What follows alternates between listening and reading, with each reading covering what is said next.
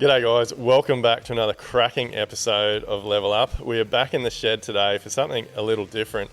We've had an absolutely cracking year with Level Up. The guests we've had on, the conversations that have been had, the value that we've added to the industry, and probably the biggest one for me and what's just going to make us keep making this thing bigger and better than ever is the feedback that we get from all you guys and girls that watch and listen. So look, Shay's actually gone back through some of the podcasts that we've put out this year and put together a bit of a highlights reel. And look, there was just so much great value that it would have been a 7-hour podcast. So we've cut out the best bits and grab a cuppa, grab a beer, whatever you're doing, sit on the beach, sit back and have a listen to what we got coming up.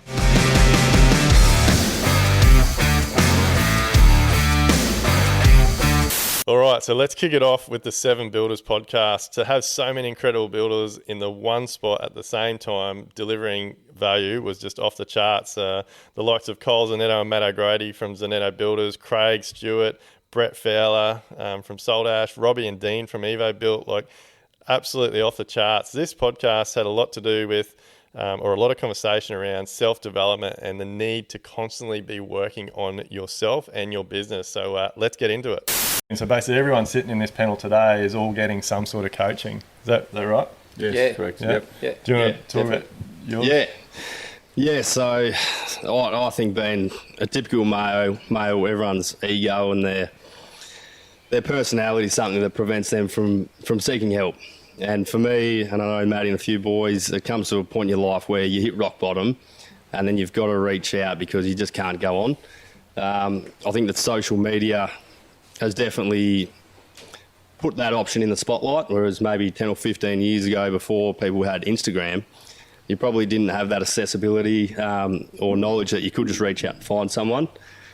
And then for me, I probably over 4 years, I was like everyone, addicted to work.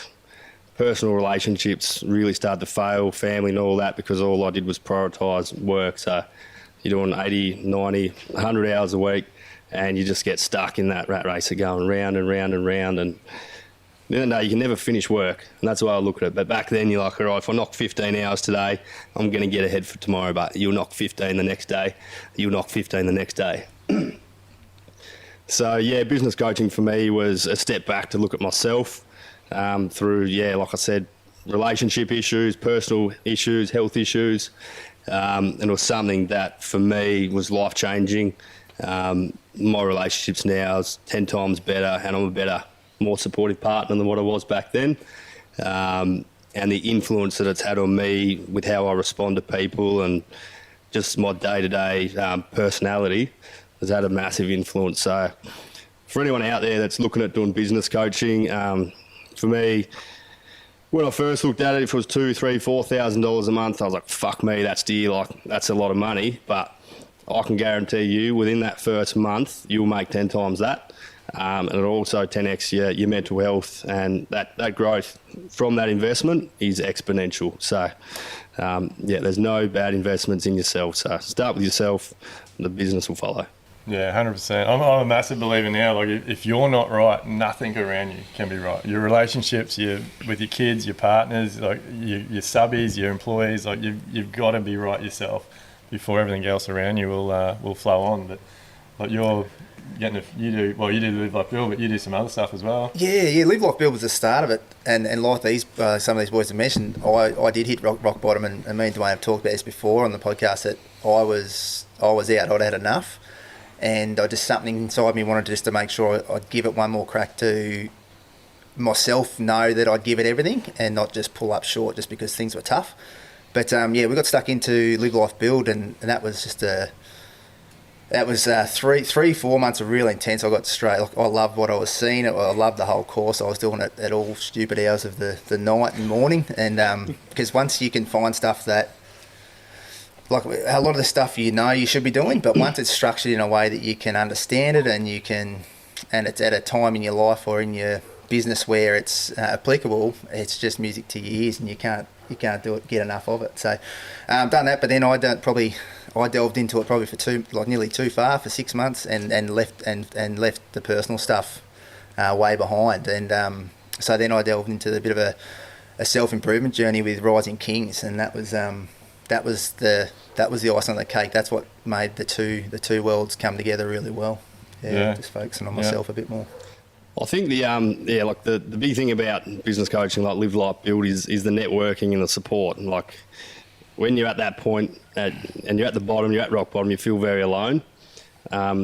If we were to be at that point in our life and we had that support around us of all these other blokes that have been through the same thing, I don't think it would have been as bad. So I think, that's the value in having a support network, that everyone is going to go through the same shit. And you got to understand that if you don't fuck up, you don't learn. If you don't learn, you don't grow, do you? Yeah. So there's something about hearing it from people that you know have been through the same experiences. It's all good to have a business and like there's all these different coaches and mentors out there, but it's really been in a network where you know they've gone through the exact same things. They've been they've probably said they're retiring, they're getting out of the game multiple times like all of us have in the early days. There's more weight to it when you're liaising with them people, I reckon. When I was doing Elevate, I would sit there and almost laugh at the videos because I'm like I've got all these problems. I've got, my cash flow's not working, my client relationships are falling down, my team could be better, all this sort of stuff. And then, you listen to Dwayne or people in the Zoom calls and you're going, oh, everyone's in the same boat. I thought it was a me problem. And you're just like, oh, everyone's in the boat together. And then how Kyle and I reconnected, we were friends when we were teenagers and then drifted apart. But, I came into his office and I was like, this is fucked. And he's like, yeah, I know.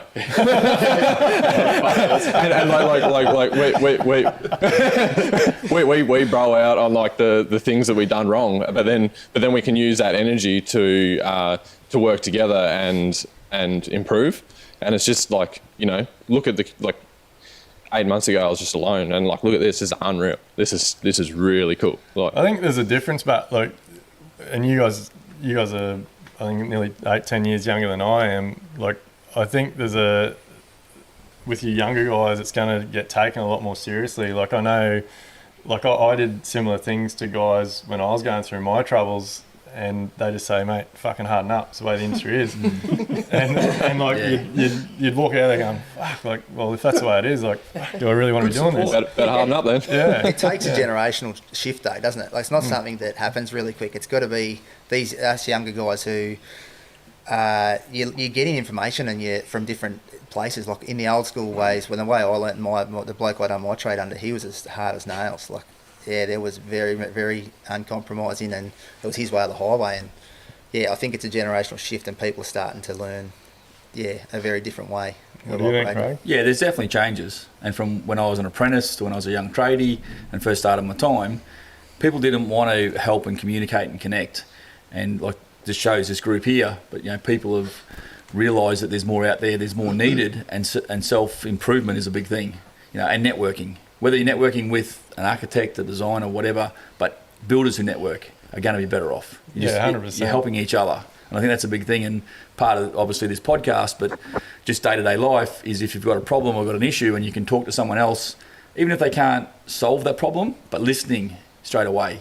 Because someone's listening and taking you seriously is better than, like you said, they said harden up. Well, it doesn't matter what your problem was.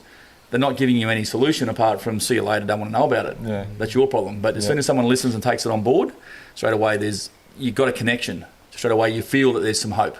Yeah. And that's the big thing, I think. Yeah, because I think at the end of the day, it's a hard game. Building is a hard game. I think it's been hard ever since it started, and it's going to be hard for the next 1,000 years. I think it's, like we touched on off air before we started recording, and something that I've really realised in the last couple of months, it's all up to the individual. It doesn't matter what programs and softwares and PDFs and systems and processes you have. If you haven't got the mindset and openness to sit back and take it all in and have a crack, it's not going to go anywhere. So a lot of it's got to start with personal. Which comes back to applying yourself. Yeah. You've got to apply. Yeah. And sometimes it takes you to get to rock. Well, I think, by the sounds of it, I'm not sure about these young guys, but it's a good 100%. Place to hang out, apparently. One of our, the business coach that we were talking about earlier, they're always really good with culture. They taught us how to get a good team and stuff. and like talking about like vulnerability and speaking about rock bottom and shit. Not that I feel like it was rock bottom, but just a real hit in the face. One of our team meetings, we used to have them in our shed. Now we've got an office and stuff, so it's like good to see the progression and whatnot. But one of our meetings, literally, I think we had like 14 of us, and we're sitting in my garage just on, $20 chairs from Bunnings, and all sitting around in a circle. And they're like, oh, we're going to have a bit of a conversation about how you're a CUNT on the job site. And I'm like, oh, shit. Like, there's literally 13 blokes around in a circle talking about how I'm shit. And just because I've got a bad temper, and like that's one thing that I've worked on over 3 or 4 years. Still flares up, and I go, oh, shit, really got to just see it coming. But yeah, 2 years ago, I had a team meeting, literally, 13 people just sitting there going, you got to stop being a on site. But it's it's been showing your team and having vulnerability and giving them opening the gate to them to be able to come to you with those sorts of problems is also a very that's a tricky one. So I think that through the business coaching that we had in the early days, and then that set us up to show the team that we always said to them, if anyone's ever got a problem, come to us, please come to us, and let's talk about it instead of just keeping it bottled up. And it's not just that one about problems with Rob. We've also had guys come to us that had really bad mental health problems, and I think potentially we even saved a life. Yeah, just from definitely. Just from having that support network, saying to the guys, you guys can come to us whenever when you want. Don't ever be ashamed of expressing your feelings in this group, because it's a safe space. Yeah, it's a safe space. Yeah. How good's that? One of our guys, probably 2 years ago, came to work, and we were on a job site a bit commercially, and literally sat us down, and he goes, mate, had a bit of an in-depth conversation. Are you okay? Looked real down, and he goes, mate, literally, I was not going to come to work today, and I wasn't going to wake up tomorrow. And I was like, fucking hell. I was like, he goes, but if I didn't feel comfortable talking to you boys about it, he goes, I probably wouldn't be here right now. He was literally had that mentality on the way to work, and we're like, far out. We literally said, we used to play golf a fair bit. So we said, mate, come for a round of golf with us at Savo. It'd be good, fresh air. Took him for a walk, walked him through it, and just really opened up to him. And he definitely progressed from there and got, got better mentally, I suppose. I think it's a hard one, but we've probably been too good at mentors, because we set people up to succeed. Then come on now. So our next cracking guest was Zara Dakota from The Healthy Home. This conversation I had with Zara was off the charts, and I learnt so much. I've stayed in contact with Zara ever since we recorded this podcast. I've actually completed her Healthy Home Mastermind course. And look, I think it is really, really valuable and important for all builders to be learning more about this type of stuff. Things like electromagnetic fields, mold, condensation, the building materials we use, and how they affect our clients. And look, even if you're not into it, just educating yourself on this stuff so that you can educate your clients or be able to answer your clients' questions is really, really important.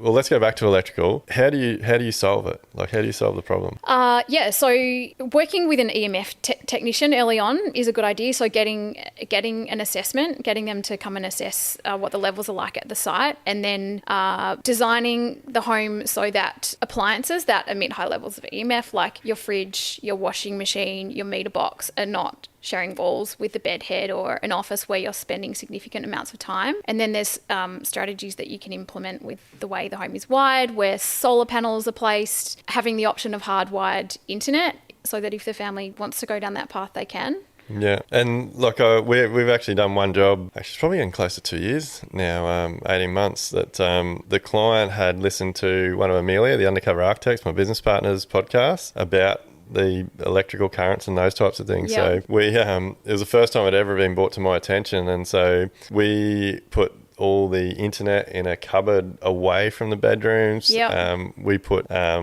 switches on things so she could turn the power off to areas. Demand switch. It's actually amazing that I've been into that many homes where there's been someone in the family that has had migraines or insomnia, and in each scenario that person has been the one in the house either sleeping next to the Wi-Fi router or the Wi-Fi router's next to the desktop. So I think there are many more people than we realise that are not feeling their best day to day because they just think that that's the way it is. But it's safe. It's in my house. So but something is like I had a client who had twin girls that were just under 1 year old, sleeping in separate rooms, but they both had baby monitors at the end of their cots, and they weren't sleeping very well. And I had a meter, and the Wi-Fi, the radio frequency radiation levels at the cots were the same as at their Wi-Fi router. So she turned the baby monitors off that night, and she messaged me 2 days later, and she said, Zara, my girls have slept soundly for the last 2 nights. They slept at 8 a.m. this morning. So that's just such a simple change that has made such a big difference to those 2 baby girls. Yeah. So is that part of what you do, or is that another specialist that deals with the currents? An EMF testing technician would deal with that. Yeah. I can certainly advise on strategies that you can implement in the design, and I can look at, potential nearby sources. But if you wanting tailored advice specific to that project, then an EMF testing technician. This next young fella was such a blast to have a chat with. Josh Ford from New Age Electrical down in the Byron Bay sort of area. I tell you what, he was so enthusiastic about being authentic and building a brand that really represents who you are and shows that your company is just an extension of yourself. Brand's important, isn't it? Brand's important, so many people overlook the power of their brand, and especially these days, personal brands. Like, it's a big part of business. And it's hard when you look at Instagram, you're putting your whole brand out there and everything you do, and you can put all your work out there and you're putting it out there for the world to see. So creating a brand around that, I don't see it any dissimilar from creating a clothing brand at the end of the day. Like, you want to get people involved and people to follow along, then create a brand. That's the best way to do it. And I think we've done that from day one, creating a good logo that stands out and just updating Instagram with everything we're doing. And I think it's worked for us. So definitely something that needs to be done for anyone starting a business, that's for sure.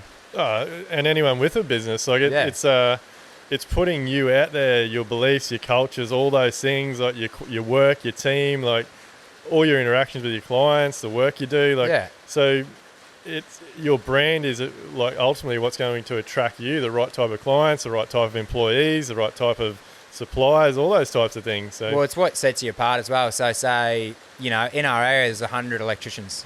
Why are you going to choose us?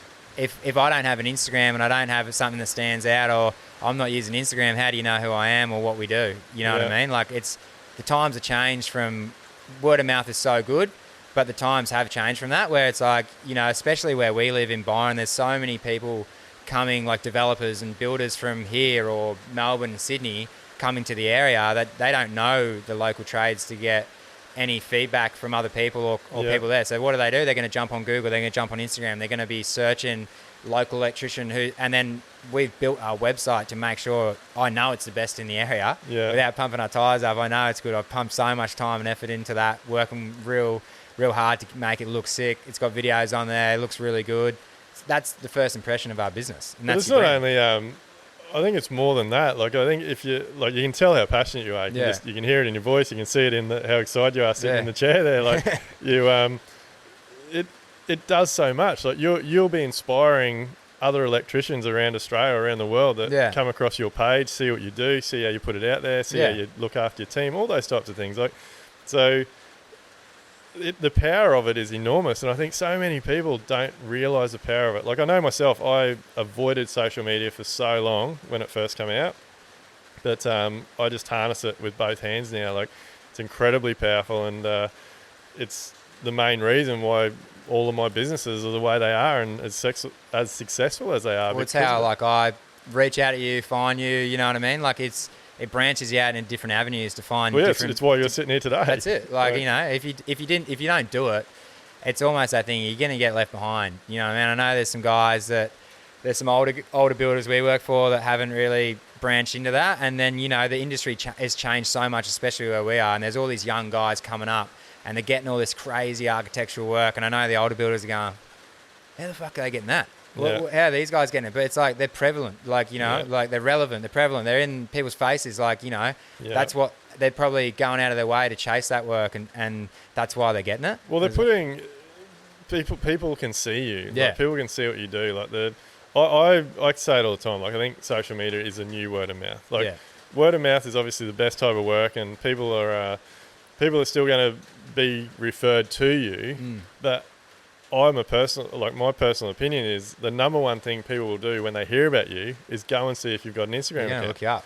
And if you don't have an Instagram account where they can't look at photos and things, like, what else are they going to see for you? Like, and 9 times out of 10, if you haven't got an Instagram account, you've probably got a 20-year-old shit website. Yeah. So how are people going to know about you, what you do, the quality of your work? Well, I think it shows how passionate you are as well. If you've got a good website and a good Instagram that puts all your work out there, it shows that you care about the work you're doing and that you know what you're doing as well. Because, you know, you could hire an electrician and you look on their Instagram, there's nothing on there, or their website is generic photos, and you're going, like, this bloke, I want to do this amazing architectural build. How do you know that guy can do it? Because not everyone, just because you're an electrician doesn't mean you can do the right work that everyone else, you know, that you want done. Doesn't mean they can do it just because they're an electrician. So that's where it's going to make those people, like, especially designers, say designers are going to be looking at our page and the houses we put up, the architectural houses, all that sort of stuff, and they're going to go, well, you should be using these guys because they've already done it.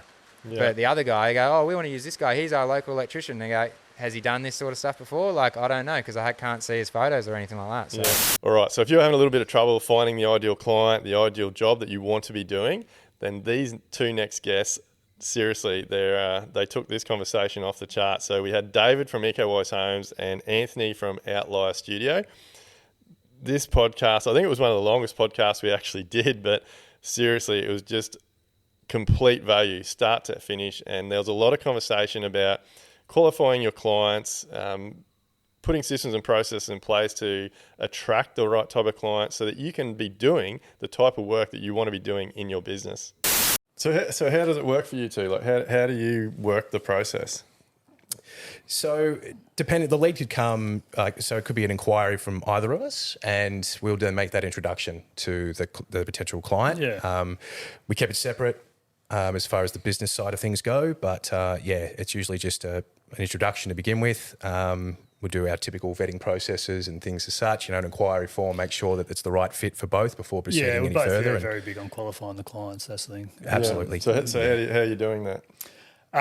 So I use Google Forms. So someone reaches out to me, I might spend a few minutes on the phone with them, but then, refer them back to the Google form, which I'll email through to them, and then, get for them to send for their plans that they may have, and a series of questions in there. And then... What sort of questions are you asking? Just like what their budget is or what they're willing to spend, what's the most important thing, the project's built on time, the budget or attention to detail. So obviously if they sort of say budget, you're like, oh, hang on, that's probably may not be the right one for them. But I've had clients that do say budget and then they actually worked out okay and, had a great relationship with them. And then just like what are they looking for in their, their builder, what are they looking for from a performance aspect. There's a few other ones in there, like have you got finance, what stage you're up to with your design, that sort of thing and that. So, and then, a phone call, obviously, qualify them again, just a chat, and then I'll sort of, pretty much give them a free sort of, if they qualified after that, give them a free sort of hour for me to go through and sort of explain to them what I do is how I operate differently as a builder to most builders, and just see how it goes from there. Yeah. Do you, I think the inquiry form is such a powerful tool. Yeah. And like everything we do now, like everything's constantly improving, nothing's set in stone. And like we've definitely learnt, like we got pretty strict on our inquiry form for a long time, and there was a lot of jobs we said no to, like if they didn't fill things out. Whereas now we're sort of back to, we're educating the clients a lot more. Yeah. So I guess just to give the listeners a bit of an idea, like so ours, there's four, like I think we have about 12 questions, but there's 4 questions that we focus on. They have to fill out the good ones. Go back to them. They have to fill out them all. Yeah. Like, because for me, if they don't fill out one question, generally that question is the budget. Yeah. Is like if that's the first point for me to see if they're going to follow me and treat me like a professional. Yeah. And if they don't value my system, how are they going to treat me for the whole job? Yeah. So for me, that's a big tick box. But so my 4 that I really focus on are site location. Yeah. Like we will not do a job anymore that's on a main road, intersection, near a school, in a parking area. Like you can lose tens of thousands of dollars just with that sort of shit. And then we ask them for so a type of job, and we give them, it can be a new build, a renovation, an extension, or a lift and build under. Yeah. We ask them to give us a brief outline or scope of works that they're looking for. And then the most important one is their project spend. And like from those questions, like just an example, like if they tell me they want a lift and building underneath, their scope of works is a new living area, 2 new bedrooms, a laundry, and an internal stairwell, and their project spends $500,000. To me, that's a no-brainer. Like we can make that work. Yeah. But if they say that they want a lift and building under, they want a living room, 2 new bedrooms, a laundry, an internal stairwell, the kitchens and bathroom upstairs renovated, a new deck out the back, a carport, and their budget's still $500,000. Yeah.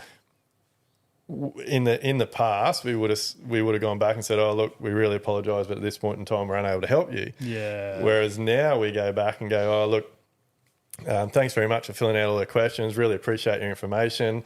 From our experience and the data on our current projects, we estimate for the scope of works and the type of job that you've told us you're after, your project spend really needs to be $650 to $750. Yeah. And it's actually surprising the amount of people that come back and go, "Oh, fantastic! No one's actually told us what we want it's going to cost." There is like a portion of people out there just generally don't have any idea how much it costs to build, isn't there? Like, so that one extra email to educate them on what it possibly might cost either goes two ways. You're either never going to hear back from them again because they're like, "Oh, fuck that! Like we've been told we can get it built for $400,000.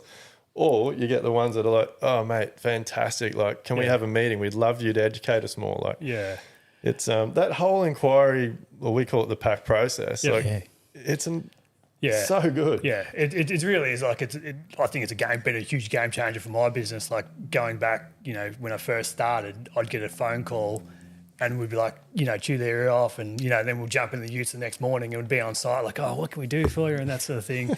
And then like now I call it hurdles. Like, and I sound bad, but I try not to spend that much time with wasting my time with clients that aren't even a client. Like I'm all about like send them an email back and say, I do believe it might cost such and such to do your job and that sort of thing. But again, try and do it as quick as efficiently as possible. And that's where that Google form is really amazing. That you get a series of information that didn't take you really any time apart from to send that email. No, the next thing is taking it next level, mate, and we embed a little video now, like 3-minute video, nice. and it just I can tell that one video, like, because that's 50 phone calls. Yeah. Like you get asked the same question all the time. So we just answered a heap of questions in like a 3-minute video. And the number one thing we explain in that video is why it's so important they tell us what their project spend is. Yeah. Because that's the number one question people hate answering. Like, I think you get told a different figure to I get told. That's happened a few times. But there's also been some great examples where that project has just, like, they were unrealistic with their budget and stopped right there and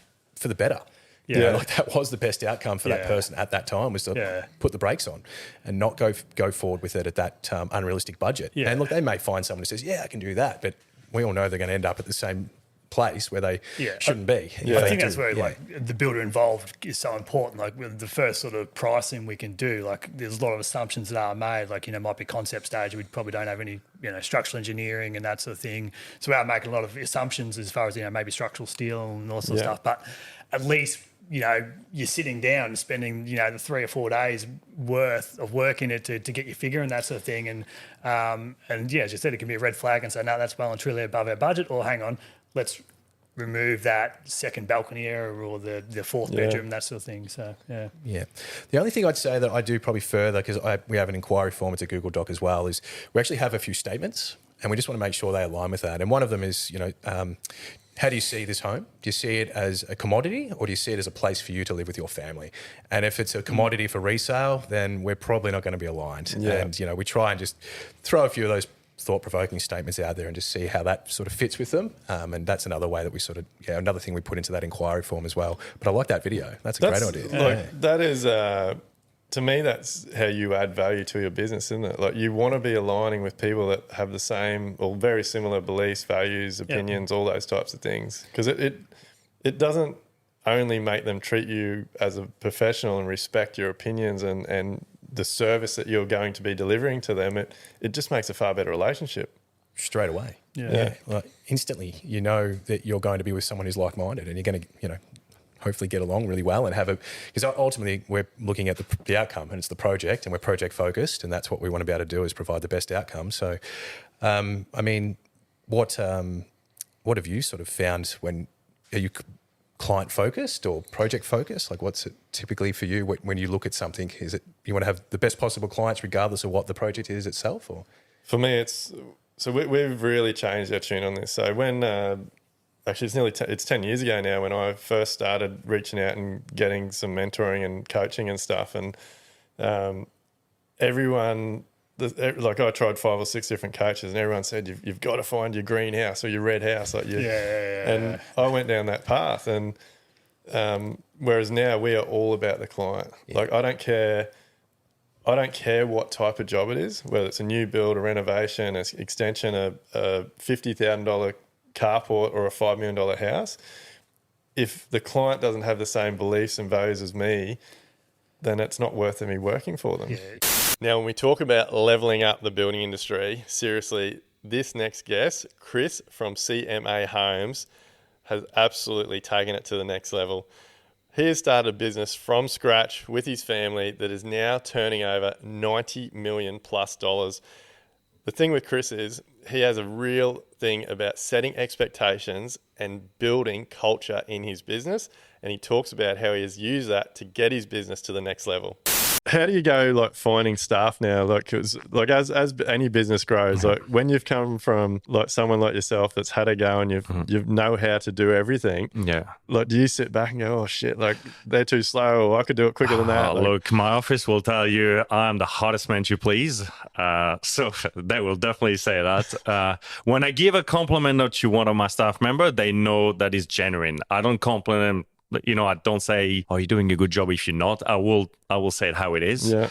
But when I say something, you know, it's really true, I guess. So, look, I set a standard, and yes, it's high. But how I feel is, as the business owner, I feel like a coach, right? And this is my team, and I have to set the sort of example, and I have to set the standard. And if I set the standard low, this is what I explain to them. You know, my whole goal is for you to be the best at what you do. Yeah. You know, same thing with the site supervisors. You know, how good does it feel to know that if someone wants to build, they want you to be the site supervisor? How good does this feel like? And this is how I want everybody to feel. So yes, I set a high standard, but I wish I could train more. Like, obviously it's hard with some. Once I think I've got a team of 45 now, so it gets a little bit hard. That just work directly for CMA. Yeah. So direct employees, we've probably got 45. So we got site supervisors, obviously office draftees, estimators, and Well, you need a lot of staff to do 250 plus. We do, and we're pretty much on point stuff wise. You know, we could possibly do it a little bit extra, but I've built, I guess, a bit of a culture where, you know, it's hard work, and like most of these people I have, they love what they do, and I would never employ someone that's just really good at what they do but they don't enjoy it. I feel it's just not going to work. Especially with the culture that you're building in your business. It's pretty much So I feel like I'm a coach. I feel I'm here like every day to like pump everybody up and like answer questions and solve problems and this and that, and because it's hard, you know, it's home building, and people don't sort of realize, but when you look at how much work it takes for a builder to build 10, 20, 50 homes, like it's a lot of work. And if a client saw the work behind the scenes, like, man, it's incredible amount of work, incredible. And for everything to run as smooth as possible, it never runs smooth, obviously, because it's home building, but for it to run as smooth as possible, it is hard. It takes a lot of work. I'm very much a detailed man. So, you know, if there's $100 to spend here, I'm going to sit and I'm going to ask why, you know? And so I've been a bit hard on them, and they can see that. And what I said to them, look, I'm the hardest person on me, you know? Nobody's going to be harder on me than me. And it's hard because as much as I feel like I'm doing well, and I want the young entrepreneur thing and all that, I feel like I haven't started. Like I have just started. This is how I feel, you know. So I feel like I've only scratched this sort of surface. I feel like we can always improve our customer service, and we can always build better houses. So how do you go about employing? So you would be using a lot of contractors. How do you qualify them and make sure they're up to your standard? Most of the guys that we have in terms of subbies, conquerors, everything, they've been with us for years and years. And what had happened is they've grown their sub business with us. Now, sometimes it's hard. Say we've got like like a few painters and we've got a few tilers and all this. So those trades, sometimes they don't scale that much. But for example, if I take our cabinet maker, he's fully scaled with us, does 100% of the CMA home. If I take our stonemason, when I met him, same thing. He was a really small stonemason. Now he's got a huge factory, does 100% of the CMA work. So a lot of them have just scaled with us. And the new ones, yes, it's hard. And I always say to my team, like, set the expectation. Before he even starts a job, set the expectation. This is a critical part. If they don't know what you expect and if they don't know what you expect, it's never going to work out. I talk about that so much. Like that is across the board. That's with your employees, your contractors, and especially with your clients. Yeah. Like you've got to set an expectation right off the bat about how you're going to deal with their job, execute their job from the first time you meet them and talk to them. Like exactly. And sometimes it's hard. Sometimes we may have like a first-time buyer and they literally have no idea and they think a house is perfection, and you just got to explain, it's built by hand. Everything is built by hand. So yes, there's standards which we have to obey to. But yeah, you can only push it so far. A house is still all built by hand, and don't expect something because it's just not going to happen, I guess. So sometimes you have to just set the expectation. And at all stages of the build, I said to my sales team, you got to set the expectation at sales stage. Site supervisors, when they meet a client, set your expectation at that stage and just keep going as you go. The worst thing you can do is just not set anything, and then it's just free fall. Now, one of the key things to having a successful business is knowing your numbers and your data. I bang on about this all the time. The next guest we had come on the Level Up podcast was Katie from Profit First for Tradies. This conversation was just absolutely awesome. Hearing some of Katie's stories, real life stories from clients that she works with, and some of the struggles that she sees them constantly having was just really, really awesome. And the feedback we got from this podcast was next level. So look, sit back and really take it easy. If you haven't listened to the whole podcast with Katie, go and check it out, because seriously, knowing your numbers, knowing your financials, and dealing with someone like Katie that can lead you in the right direction is super, super important.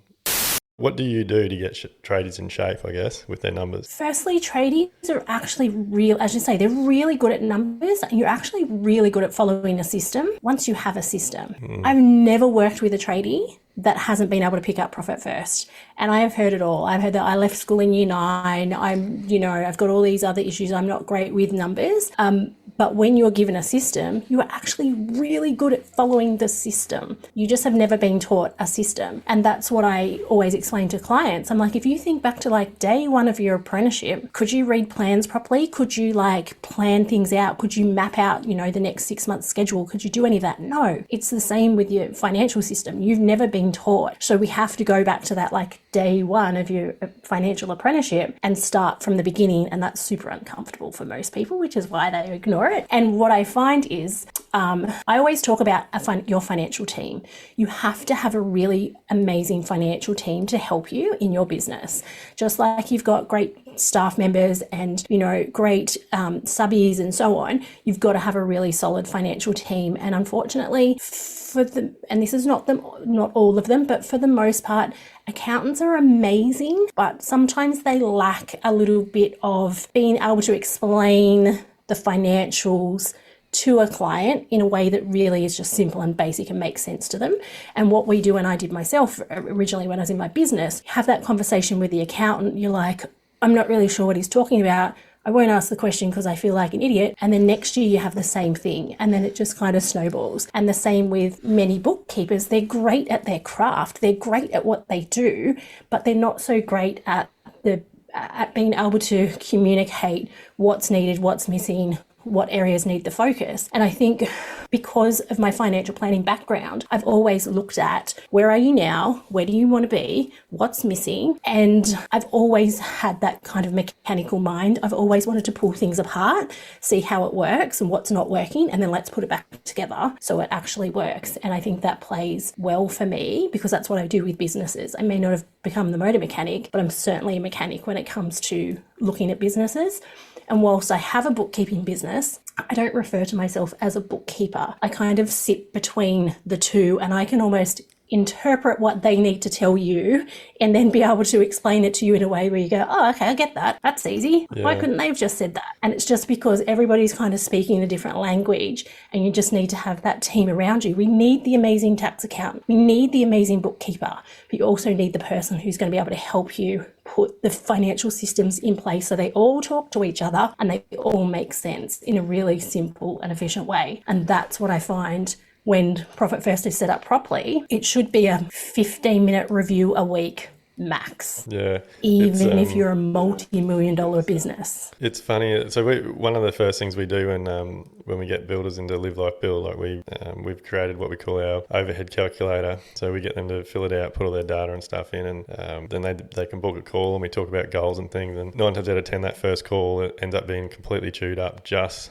getting them to understand what it's actually costing them to run their business. And I know for me, like that years ago when I was doing spoke to Sean, I went on his podcast because we were doing lots of the same stuff, and we started implementing his version of Profit First. It was very good because you have no choice. Like when you do the Profit First way, like one of the first things it does is shows you, well, I need to know what it's taking to run my business. I need to increase my income, because when I do the Profit First, there's nothing left. So it makes it very clear on where things are going wrong.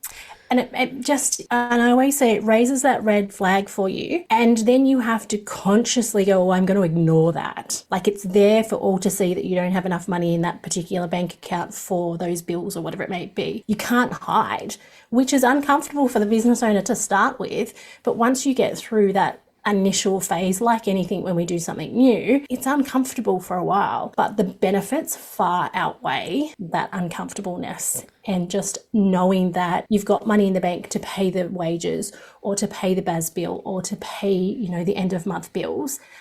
It's the one piece of feedback I get from everybody I work with is like I didn't realize how stressed I was until you take that stress away. And then they're like, oh, actually, business is not as stressful as we thought once you manage the financial side of it. But for people that are listening that don't know, have never heard of Profit First, like in a nutshell, like what is Profit First? Like what's the principles of it? Yeah, so quite simply, if you think back to our grandparents or our great-grandparents, our grandfather would have gone out, he would have done his work for the week, he would have come home with some cash, given it to grandma, and she would have put certain amounts in each different envelope for different purposes.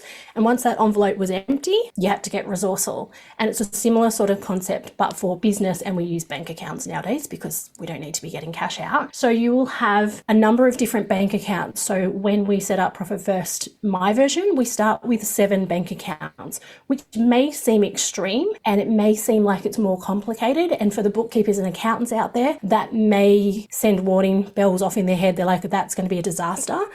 It actually makes it easier when you have your different bank accounts labeled for a specific purpose. So all the income comes into the first one. And then from there, you make sure you put your money aside for your GST. You put money aside for your materials and sub. You put a small portion away for profit to start with, because most businesses aren't profitable. And we want to put a little bit aside. We make sure we put money aside to pay ourselves, because if we are not paying ourselves properly out of the business, we need to do something about that, because we just have a really big headache. We want to put money aside for tax, and we want to and what's left is our operating expenses. And you do it in that specific order. And there are other bank accounts depending on the business, but that's kind of the basic framework. And if you don't have enough money in your operating expenses to pay those regular bills at the end of the month, then that is not Profit First not working. It's Profit First working, because it's showing you that there could be something wrong with your pricing, your quoting, your timing. Are you sending invoices out when the job finishes, or are you sending them 3 weeks later? There's a whole range of things. Are your operating expenses just too high? Are your staffing expenses just too high? And by having the different bank accounts, it tells you where you need to look. Whatever bank account you don't have enough money in, and then it's like, okay, great. So for this one, then we'll look at this. So coming back to the expense review, the very first thing I do with all clients is do an expense review.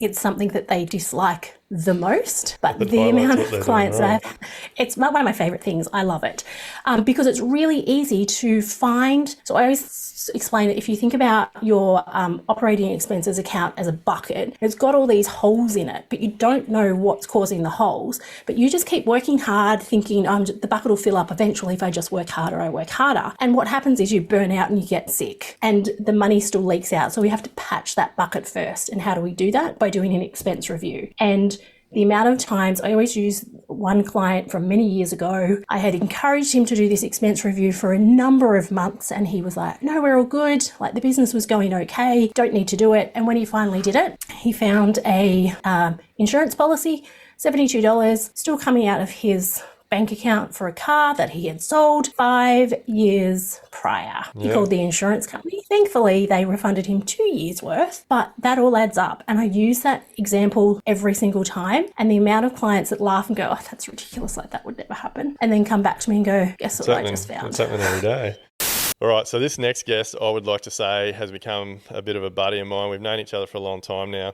Chris Cahill from Prime Built down in Melbourne. He's a member of our Live Like Build community and just absolutely kicking goals. But it was actually quite hard to get him to come and sit down the seat. He keeps to himself. He's a bit of a quiet guy. But seriously, the value that he gave through this podcast was off the charts. And he talks a lot about how he's been able to really build structure, trust. Communication is huge, not just in their building business, but in life. And all this, when it's come together really well for him, has actually freed up a lot of his time. He gets a lot more time with his family and stuff now, which is really valuable for him. And I think at the end of the day, that's what we're all after. So, listen to this one. It's a cracker. Hey, mate, can we touch on your team a little bit? Because you mentioned before before we were recording, like, you're very lucky to have like your supervisor and the team that you've got, which allows you to do a lot of stuff now that your old boy couldn't do in his business. Yeah, absolutely. So it's funny. So we're not big. I think there's 6 or 7 of us. Made up of sort of on-site guys, carpenters and apprentices. And we've got myself and Jess in the office. So Jess helps out with admin and some business development and stuff like that. And I mean, even herself, she's a story. She's done a PhD. She was, I'm going to get this wrong, Jess, sorry, an orthoptist, which they know a lot about eyes. And she got sick of that industry, just saying it was a shit show, basically. Yeah. And you know, is she a client? Yeah. I still find that an amazing story. Yeah. So she did our preliminary process and jumped on, and it was funny. Like, so you had a client that did your preliminary process and thought it was that great that she then come and work for you. Yeah. Well, so Jess is, long story short, educated, and I'm like, yep, I was emailing back. Sorry, Jess, I'm in a real hurry. This, that, and the other. Yep, meeting this afternoon, something like that. You don't know anyone who wants a job, do you, or something like that. It was a throwaway comment in an email, and then she wrote an email back, and it was this long-winded thing that was like, well, actually, now that you mention it, such and such, I'd be really interested if there was a position to apply for. Is there somewhere I can formally apply for it and stuff like this? I'm sitting there reading it, going, is this a piss take or what? She's got one up on me here, and.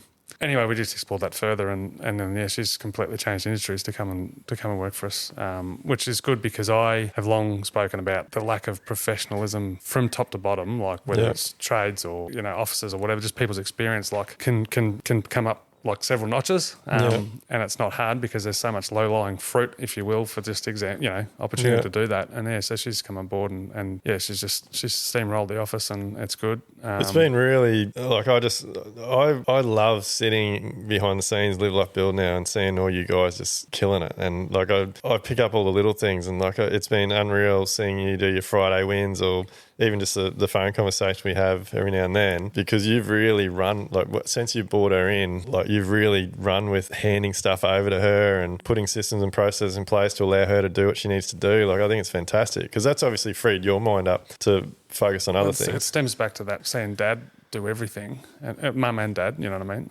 And then I sit there and go, why can't builders control their time and take the kids to sport and do all that sort of stuff? Our family's really young, so I want to do that. You know what I mean? And Dad did that too. I played footy on a Sunday. It was probably the only time he took off to come and watch me play. Yeah. But yeah, certainly the team does that. And like Ryan, so our supervisor's been with me. So I met Ryan at trade school. Yeah. I did my apprenticeship same time. And it was funny because I said to Dad, when I was working in Dad's building business, I said, look, there's a guy, I think he's going to be good. He gets it. He gets it. And he said, I'll come and work for you as long as you still swing past for a beer as mates. You know, it can't just be work. And if you fast forward 17 years to now, that's pretty funny because he's pretty hard to pin down for anything but work. He's like the guy creeping around the job site at 5:30 in the morning writing his list for the day, which is just remarkable. But So he's been with you 17 years? Yeah. So he said to Dad and myself, he said, I'll do anything you want, just don't give me a set of plans. Now he's running all our jobs. And I laugh, but he laughs as well. It's all pretty good. But yeah, he's good. So, and then we've got carpenters, that've been with sort of 2-3 years and all that sort of stuff. But you need someone in your team like that, don't you? Like, I think one of the first things I tell a lot of builders now when they ask me, like, how do I do what I do? Like, and I say I can't do it on my own. Like, you've got to have a team. You've got to understand your numbers. You've got to make sure you're covering your costs so that you can employ other people to give you, well, not just time back, but your life back. Absolutely. And you'll never have an efficient, successful business if you're running around chasing your tail all the time. No. And it takes an army. Like that's what we muck around with saying, but it's true. Like, yeah, I could take on more and more work, and our process from the office and the administration through to the delivery through to just simple things. Like I remember when I introduced sending out agendas for the weekly site meeting and making sure that minutes were followed up. And I remember Ryan looking at me like, "Are you serious? Can't I just have the meeting?" And you know what I mean? And I see the whites of his eyes, and you ask him now, and he's like, he loves doing it. He locks himself away Friday afternoons, make sure he follows through with it all, and it just flows through. And because the structure's there, like we can do so much more work. I think that's the key word, structure. You got to have some structure behind things. Yeah, it's funny though, like the growth thing. Like you mentioned me before, what sort of spawned that, but that's through everyone. Like the industry's been fairly stagnant for so long, and the attitude is that I've finished my apprenticeship. What's left to learn? Yeah. Speaking of tradies, I got my license now. What's left to learn? Yeah, let's just go earn money. Yeah, like that's just all it is, and it's a road to nowhere. Like you see guys who just have that attitude. I need a dropping bombs button. Like that's a bomb. What did I do? You just dropped a bomb. Did I? That was good. Well, it is, but they don't. That's a Bradley thing. Do you listen to Bradley, the Dropping Bomb podcast? No. It's a bloody cracker, mate. No, but they don't. Like, and it's a generalisation, but like Ryan's a perfect example. He didn't want plans put in his hand. The guy can't assume more responsibility if I threw it at him. Like he's just a sponge for it. But first, put a little bit of protest up, and I think we're pretty good mates. Like we tell us, he'll tell me to get stuff too, if you know what I mean. But we seeing that now, and they can see the benefits of it, and like we've hired staff off the back of it. Like if we're recruiting, we show them the apps we use, the process. This is how we do this. Then they're sitting there just looking and going, what? You know what I mean? Like, yeah. When you employ new people, yeah, we had one this year. Matt sort of said, I asked him what sticks out from where else you've worked. He just said it's just communication. Like it's what you're up for. So and that's good, and the aim is. I mean, we're business owners. That's our choice. But to be able to go home and switch off, or take the kids to sport or go on a holiday like I am now or whatever it's going to be is a remarkable thing. But you want, like, they may not always know. I try and let them know, but you actually want that for them as well. Like, guys, this is why we have a pre-start. Yeah. So that you can set up, get your day nailed, and then just storm it and then go home, know we're under control, and do it again the next day. And you know what I mean? Like, opportunities are there, and it's good. Yeah, and that's the full circle back to what I touched on before. Like once you've got that structure, like if so many builders and tradies, but mainly builders, if they put a bit of time into themselves, understood their running costs of their business, started charging what they need to charge, have the money in the business to employ the back end staff or the administration staff, you can double or triple the volume of work you do with the same site team by having more structure and you not running around like an idiot trying to keep up with all the administration stuff. Yeah. Like it's a no-brainer. It's like, I mean, you can read all the books and say be proactive instead of reactive, all that sort of stuff, but how? You know what I mean? There's ways to do it. And there's just simple key things. Like if we don't have, one of the biggest things for us is the site meetings. Yeah. I originally thought too, like every week, oh, that's a lot. You're having those conversations and seeing them anyway. You may as well structure them, make them a time that fits nicely into your calendar for the duration of the project. Yep. And theirs. And like, there's always stuff to go through. Yeah. But even if there's not, there is. Like, I don't think we've had one yet. There hasn't been anything to go through that's job related or project related. But you know, even on the ones that are largely nailed, and you know, maybe not much has changed since the week before, or you know, a few things have fallen in place, whatever. But it's a cup of coffee and a chin wag, or whatever it's got to be. And you're building a relationship. Yeah. And you know everything's on track, and yeah, like you say, there's never a time there's nothing to talk about. Like if it is lean on, you're always talking about the schedule of the job and what's coming up next and what's being done. Like and to me, that is just so valuable for the relationship that you build with a client. Like for them to see what's going on, to know what's going on. And I think it's that whole it's just that structure of everything falling into place. Like by doing that every week, like how easy does it make your handover? Yeah. Oh yeah. Like handover shouldn't go more than an hour. Yeah. Like, not, you know, because they're keen to get in, but, you know, I mean, it should be that easy. Yeah. They know you've communicated everything that needs to be done, is usually done by then anyway, but, and what the obligations are thereafter. You know, here's the keys to your home. Happy days. All right, to say that I was super pumped that this next guest agreed to come on the Level Up podcast is an understatement. So the next guest was Matt Reisinger. Look, I've looked up to Matt. He's probably the person that really made me get off my ass maybe, I don't know, 3, 4, 5 years ago and start putting myself out there because I saw everything that he was doing. And to have someone that I've looked up to for that amount of time come on my podcast and have a chat to me was just, it was a massive win for 2023. And look, Matt talks about a lot of things that we all need to be doing, and that is that you don't need to take on every single project. And look, have a listen to what Matt talks about, because he tells a real life story that so many of us in the industry can resonate with, and that is what happens when you take on the wrong client. Not everybody is our client though too, and not everybody fits in our ethos and our similar desire to build houses that are going to last. Some people have a very short-term thinkers, and those end up not being great clients or great fits for us. And, you know, luckily it sounds like you're in a good market, and so am I, where we can be a little selective and picky and not just go after every job. And plenty of meetings that I've been in the last 6 months, I've said something to the effect of, you know, I just don't think that we're the right fit for you as a builder. I'm going to give you a recommendation to a friend of mine who I think might be a better fit. But from what you're telling me, I don't think that we're gonna be the best match for you for what you're looking for. That's really powerful, isn't it? Like being in a position where you have the confidence to say you're not the client for me. Like that's massive for your business, isn't it? Yeah, for sure. Yeah. And I'd like to say we always say that real up front, but sometimes we also say, you know, gosh, I would love to work on this. We've got a 2-year wait list.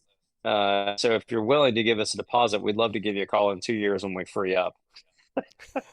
And those are the people I really don't want to work with, but I don't want to say we don't want to work with you. I had one of those not too long ago that if you want to hear the story, I'll tell you the longer version of it. But that's the polite version. Mate, tell us the story, because I think this is important. Like I really put this out there to builders. Like you need to have a strategy to walk away from the clients that you don't, for whatever reason, don't fit with your business model. Because if your guts is telling you that they're not the right person, all it's going to do is cause a lot of time, heartache, wasted money, and you could have been putting that energy into a client that does want to work with you or does appreciate what you're bringing to the table. That's right. So here's the fast story. I was at my office one day after hours. It was 5:30. Everyone was gone, and the phone rang, and I saw the caller ID, and I was like, I don't recognize that number. It didn't seem like it was a sales call. It felt like it was an individual calling. I thought, I should grab this. So I field the call, and it turns out it's a prospect calling the office about a build, and we have a 10 question protocol that whoever answers the phone, like, go through these questions with the prospect. You know, how far along in the process are you? Do you have a piece of dirt already? Have you already gauged an architect? Do you have any idea of what budget range you're looking in? All these questions that kind of anyone who answers the phone can get some basic information.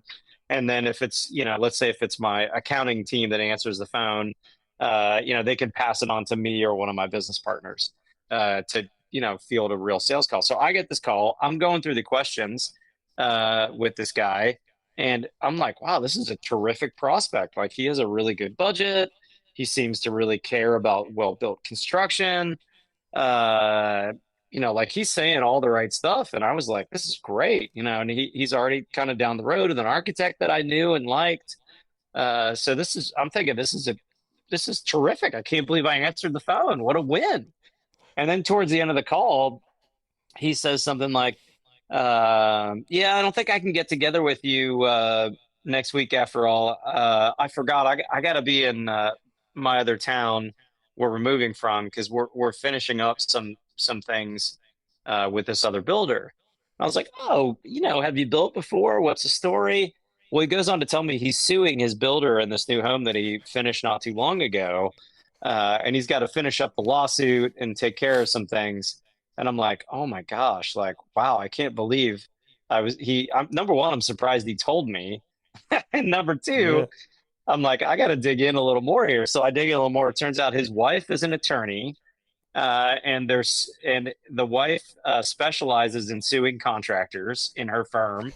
And turns out he's got I don't want to get into the story in case they're listening, I can't imagine you know who they are. But long story short, I get into kind of the specifics of why he's suing the builder. And I'm like, oh my gosh, like, I'm so thankful this guy was willing to tell me this. And that's when I went into it sounds like a great project. We're booked out till 2027. But I'd love to get you our contract and take a deposit from you. And then as we free up, as we get closer in 2026, we'd love to call you. He's like, oh, that's not going to work. We got to move forward sooner than that. I was like, oh, shucks. That's too bad. I'll be sure to not recommend any other builders to you. Like, who's my worst enemy? I'll recommend him, right? Like, who would you want to possibly refer to somebody who's in process from suing his current contractor? It was just one of those phone calls. You're like, wow, I'm so thankful I got the real story from this person. So I bet every contractor has some story like that where they found out at some point in the process that, wow, this person would have been incredibly difficult to work with. I'm so thankful I dodged that bullet. All right, so our last one in the best of 2023 is Adrian Ramsey. He's a building designer from Sunshine Coast. I've actually become good mates with Adrian, and we talk quite regularly. He's got just incredible values, and the part in the podcast that we really connected on was where Adrian talks about land whispering, actually taking the time out to go and visit clients' blocks of land and connect with it, and how he uses that connection to then design people's dream homes. And it was an incredible conversation. It taught me a lot. And look, it's definitely, since that podcast, it's definitely made me think about things a lot differently and has sparked a few conversations with the architects and designers that I work with. So land whispering was actually a conversation between myself and an amazing architect in Marin County in California, Brad Hubble. And Brad Hubble from Hubble Daily, absolutely beautiful architect, lovely, lovely human being. And him and I having this conversation, and I was telling him about, on my podcast, Jeffrey Dungan, who's an architect from Alabama. And Jeffrey was saying to me, well, you know what it's like. You look out across a site and, the building kind of just stands up in front of you. And really all we do is fill boxes with light and air. And I went, I do know what it's like. I know what it's like to stand there and envisage a house and see that house sitting in amongst the trees or wherever it is, sitting on the beachfront, whatever. And I was saying this to Brad, and Brad and I were having a laugh about this, and I'll tell you one other little story with it. About, each place, especially acreage land, each piece of land has a feeling. It's got an energy in the ground. It's got something that you can tap into. But you probably have to get to a quiet space or centered and, be calm down in that space. For us ADHD guys, that's not so easy. But no, but I hear what you're saying. Get to the space where you actually start to tune into what's around. and you're listening to the bird song and you're looking at how the light comes through the trees, say, and you're looking at how the wind's shifted things, where the waters run and all these things on the land. And there's places that you just walk over and you know that isn't a spot that you'd ever consider for a house. And there's other spots that you imagine other things happening in. You're not just looking for a house site. You're looking for an environment, your place making. You know, you've got these boundaries that you can work within. You're looking to make a place of community, you know, connection and security for a family or for whatever it is. We go with the family. And one of the other things with that is what's sacred about those spaces. And if we look to what, say, for instance, a space that might give you the most amazing spot to picnic, or to be away from your house, but you see from your house maybe, but it's like a space that just gives a whole nother energy. And this comes back to the story I was telling him at the time. So another good friend of mine, amazing architect out of Austin, Texas, and I won't use his name because the story's pretty funny. I'm talking to him one day about Frank Lloyd Wright, and he goes, and I can use my language. Yeah. I said to him something about Frank Lloyd Wright, and he goes, that Frank Lloyd Wright was an arsehole. And I'm like, mate, he was the bloody top architect of, you know, the last century. And he goes, yeah, but he was an arsehole. And I'm like, what do you mean he was an arsehole? And he goes, oh, well, what an arrogant bastard, you know, da-da-da-da. And I said, tell me more, you know, bring it on, tell me more. And he goes, well, take that falling water house. And I'm like, yeah. And I said, most famous house in the world, you know, and he goes, yeah, exactly. He goes, there's this family, the Craftmans, who used to come up from Pittsburgh and sit on Bear Run Creek, and they used to summer on this rock and swim in the pools and all the rest. That prick put a house on it. And I'm like, as much as I was like, you're pissed off, I go, this is a very valid point. He goes, he's got acres of country there he could have put a house on, and they could have still picnicked on that rock, swam on it, done that every summer. But that arrogant son of a bitch put a house on it. And I'm like, interesting, eh? That's going to get some people talking. Yeah, well, this is when you go back to, is it a sacred spot? Yeah. And is this spot sacred enough that you would preserve it and not put a house on it, but put a house in its proximity so that it became available? And so when you're considering your land and you're feeling for all that energy in the land, look for the sacred spots and what are they sacred for and how would you use them? And it might not be for a house. So I look at that and I go, this is part of our land whispering process.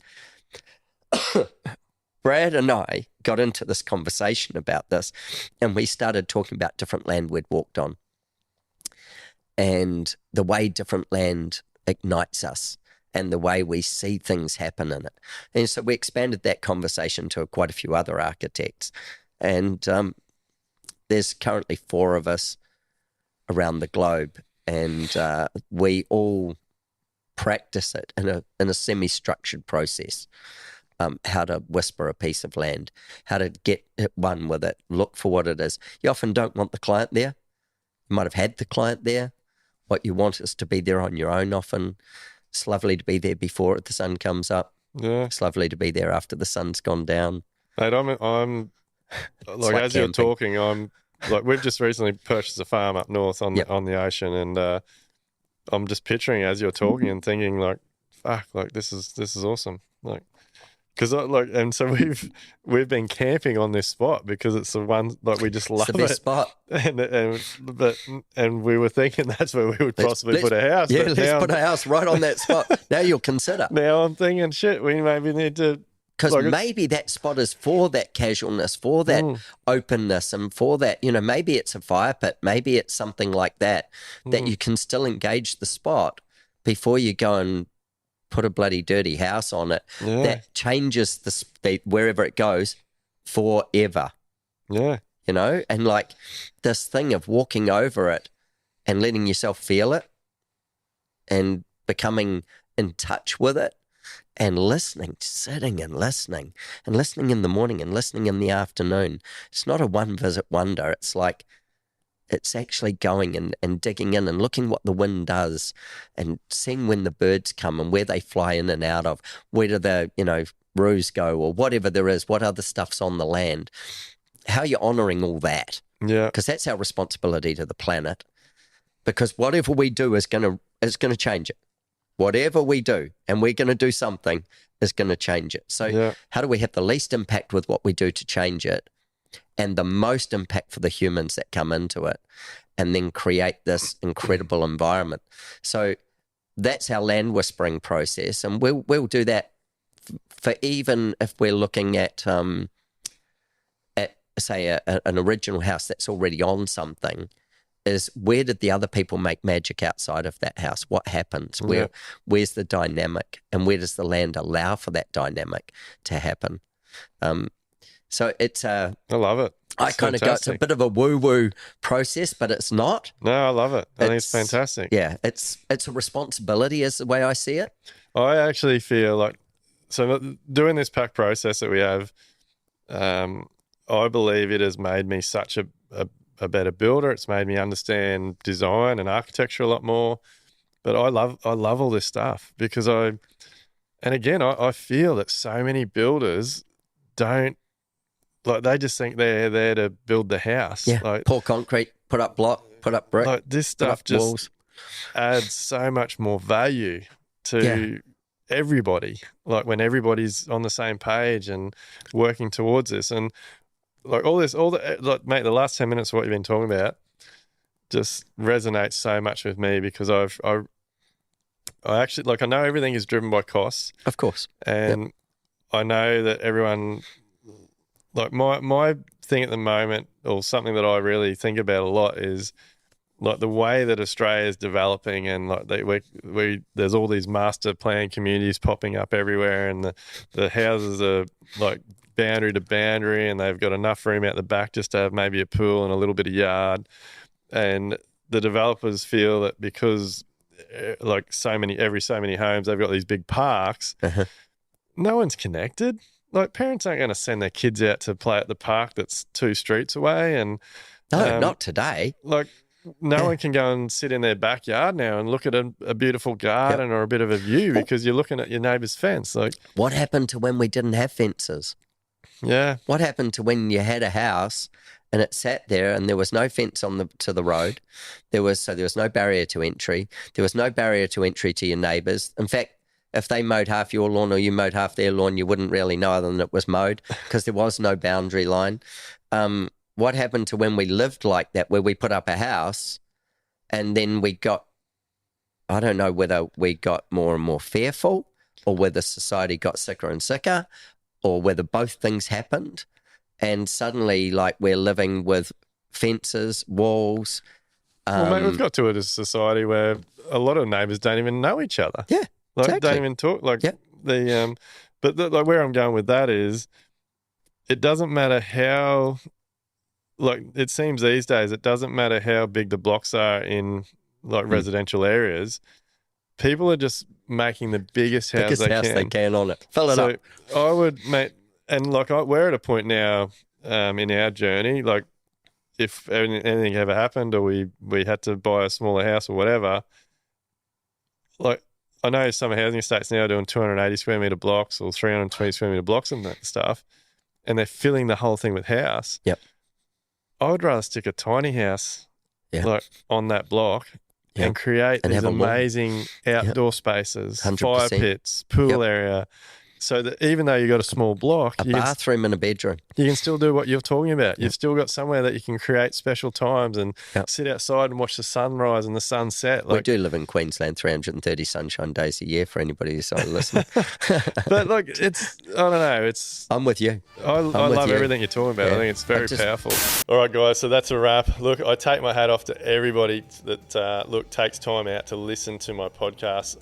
I know that time is the most valuable thing we have, and look, to know that you guys and girls are all taking time out to sit and listen to my podcast means the absolute world to me, and I appreciate it from the bottom of my heart. So look, I'm going to keep delivering. I'm going to take this thing next level in 2024. Shay and I have got some incredible guests already lined up, and we're going to be expanding. We're going wider. I know all the things that I've done in my life, in my business, to get to where I am and be able to do everything that I'm doing. So I'm reaching out and bringing on guests that I know will help you do the same things that I'm doing. So it's not going to be all just about building. We're going to be talking about all types of stuff, especially personal development. So look, make sure you join us, you continue listening, and let's level up the building industry. Are you ready to build smarter, live better, and enjoy life? Then head over to livelifebuild.com/elevate to get started.